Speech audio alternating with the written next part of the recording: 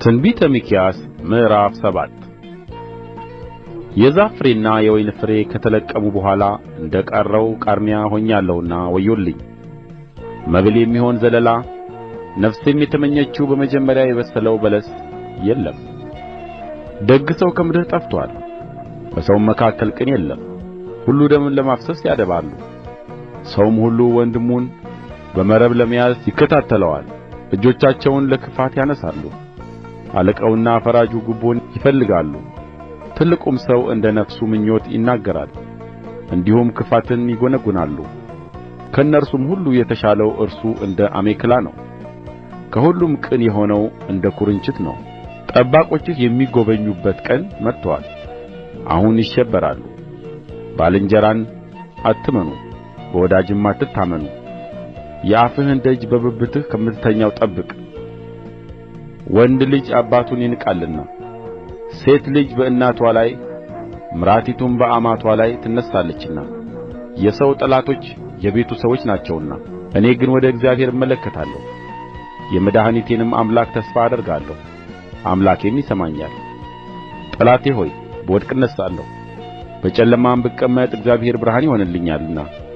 በእኔ ላይ ደስ አይበልሽ፣ በእግዚአብሔር ላይ ኃጢአት ሠርቻለሁና። እስከሚምዋገትልኝ ድረስ ፍርድን ለእኔ እስኪያደርግ ድረስ ቍጣውን እታገሣለሁ።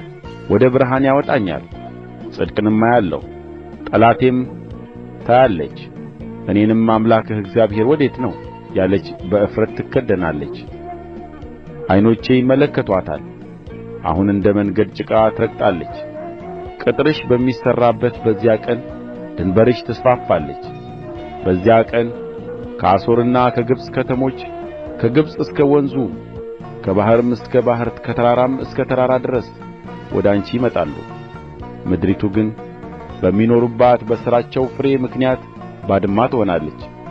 በቀርሜሎስ መካከል ባለው ዱር ብቻቸውን የተቀመጡት ሰዎች የርስትህን በጎች በበትርህ አግድ።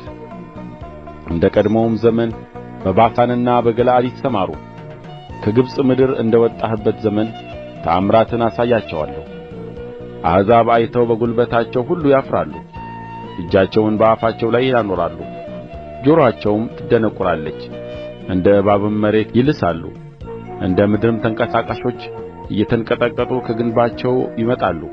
ፈርተውም ወደ አምላካችን ወደ እግዚአብሔር ይመጣሉ፣ ስለ አንተም ይፈራሉ።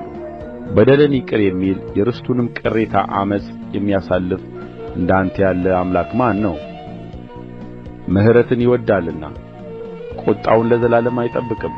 ተመልሶ ይምረናል፣ ክፋታችንንም ይጠቀጥቃል፣ ኃጢአታችንንም በባሕሩ ጥልቅ ይጥለዋል። ከቀድሞ ዘመን ጀምረህ ለአባቶቻችን የማልህላቸውን እውነት ለያዕቆብ ምሕረትንም ለአብርሃም ታደርጋለህ።